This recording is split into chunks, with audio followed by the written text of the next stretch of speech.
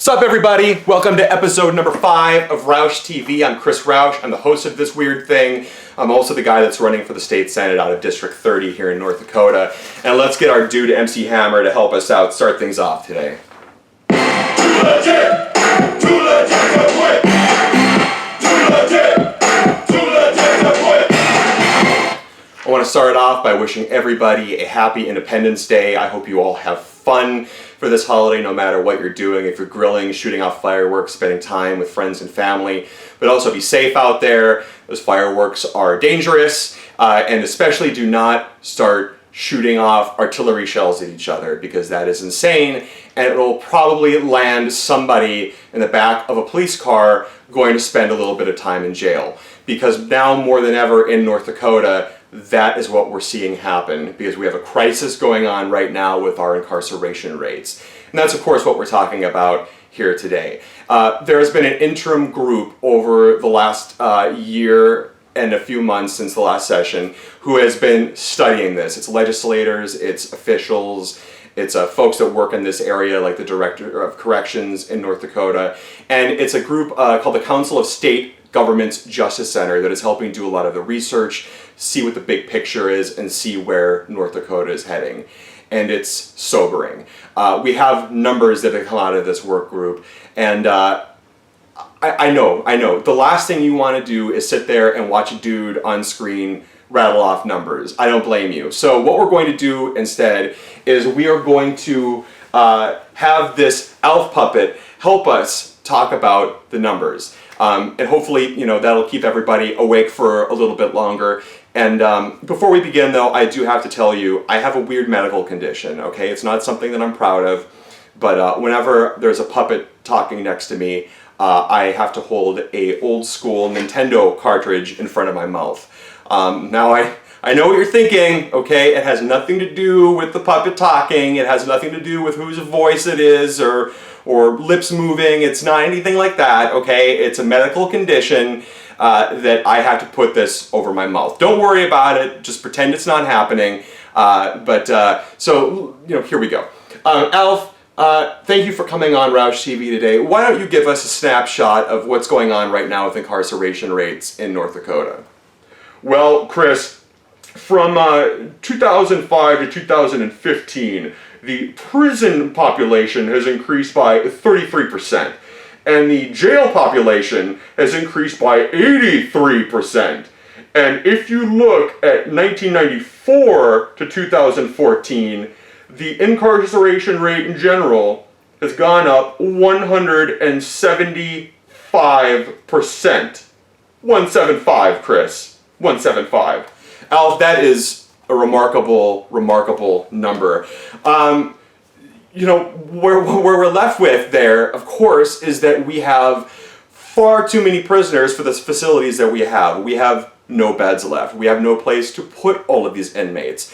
We are sending inmates out of the state. We are opening up new facilities. We are converting man camps into temporary jails. We are doing whatever we can to find places to put these folks. Alf, let's just take a man camp alone. What does it cost to convert a man camp into a temporary jail? Chris, a man camp alone for conversion would be $60,000 is to start off, and then it's $1,260 per day. So, part of you might be thinking to yourself, okay, well, this is a problem around North Dakota, but that doesn't mean it's a problem in Burleigh County or Bismarck. Alf, I talked with before the show about this. He is the expert, and he began laughing at me. That's right, Chris. That was a silly thing to suggest on your part. In 2015, the county spent twice as much as it had in its budget for housing for inmates. They spent $735,000, which is twice as much as they had, just to place these folks elsewhere. In 2015, in Burleigh County, over a 365-day span, they had 11,318 nights of putting folks in other facilities. So 11,318 nights of inmates staying in places other than the actual county jail. So this actually hits close to home. It hits everywhere around the state. It's going to affect us all. Alf, one more question before we let you go. We say we have a crisis on our hands here, but what if we just don't do anything about it? What if we do nothing and just kind of let it go? Chris, that is also a really silly thing to say, and let me tell you why. If we do nothing, they actually have a number for this. It's called the cost of doing nothing. And it is that over the next 9 years, it would cost North Dakota $485 million. Next 9 years, $485 million if we let this go at its present rate. Alf, thank you so much for joining us. You really helped us understand this issue a lot better. We'll hopefully have you on again time soon. Maybe I will cure this medical condition that I have, but we'll talk to you soon. Okay, buddy? All right. Now, I have been, of course, talking about criminal justice reform since I launched my campaign in November of last year. And we talk about it on two different levels. First, there is that financial level. The amount of money that is causing taxpayers to handle this spike in incarceration, and that it's going to keep taxing the people out there over the next 9 years. $485 million out of your pockets or have to go to this problem.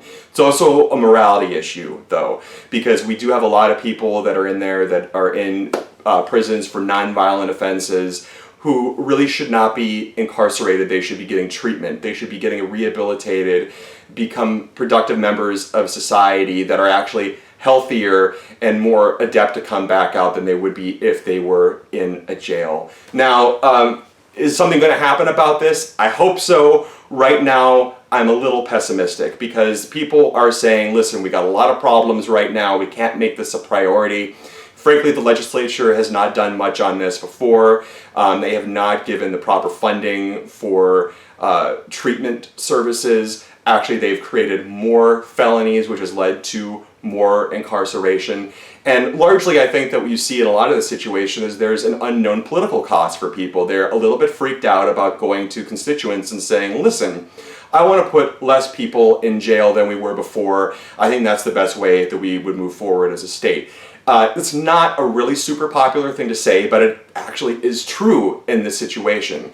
Now, I was optimistic for a little bit of time, both because of this interim committee that has been researching this issue, but also because there was a really, really high-profile person that was talking about it, and that was Attorney General Wayne Stenjum in his gubernatorial campaign. He said that if he was elected governor, one of his top priorities would be criminal justice reform.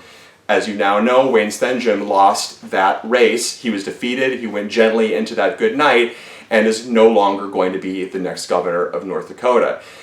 So a lot of times what happens in politics is folks lose these races and they kind of go off, and it's the last time we hear about their political agenda and what they were going to fight for. And that makes me super, super sad because I do not want this to be forgotten. Now, there are a lot of other champions out there, myself included, but what you really need is somebody that is high profile for something like this, of this magnitude, and Wayne Stenjum would have been a tremendous advocate for this and a really loud and stern voice for criminal justice reform. Now, it makes me think about the movie Fight Club. In Fight Club, one of the themes was the idea of individuality versus we're all just kind of faceless clogs in a machine. And there was one scene that involved around an individual dying who was played by Meatloaf, which is neither here nor there, but awesome. And people were discussing back and forth about whether you remember him and who he was as an individual, or you kind of just let him go as a cog in the machine and don't really think about that. And ultimately, Edward Norton won the day and got everybody standing around him to, remember him as a person and what he stood for. And so they all repeated his name, saying, his name is Robert Paulson. His name is Robert Paulson. And I think that logic might just play here too, where we have a political candidate that is not around, but we have a message that they were saying and that they were putting out there that we want to have and we need to have stick around, that maybe, just maybe, if we put this out into the air, something good will come back, right? So on the count of three, I want you to do this with me. 1, 2, 3. His name is Wayne Stenjum. His name is Wayne Stenjum. Oh, do you feel that? It's like in the air right now. I feel good vibes. I think maybe if we do that a couple times before we go to bed at night, maybe we'll really just kind of get some momentum built up behind this and maybe get something done. But we need to come together, we need to focus on this, and we need to be loud advocates for it, because there are people that are going to push back against it. We need to handle this right now. We need to look at the laws. We need to dedicate money for treatment. We need to assess the system that we have. And also, I should mention really quick that Mr. Stenjum, it's not like you've disappeared into the ether right now, okay? As for people who have lost political races, you are in a remarkable position as you are still our Attorney General. And that also means that you are in a particularly remarkable position to be discussing criminal justice reform. So I really beg you to keep talking about this, to make this an important part of your agenda moving forward, and you will have people like me happily stand by you and fight for criminal justice reform. So everyone, on that note, thank you so much for tuning back in. Come catch us on episode 6 really soon. Have a great, great holiday weekend, and we'll talk to you later.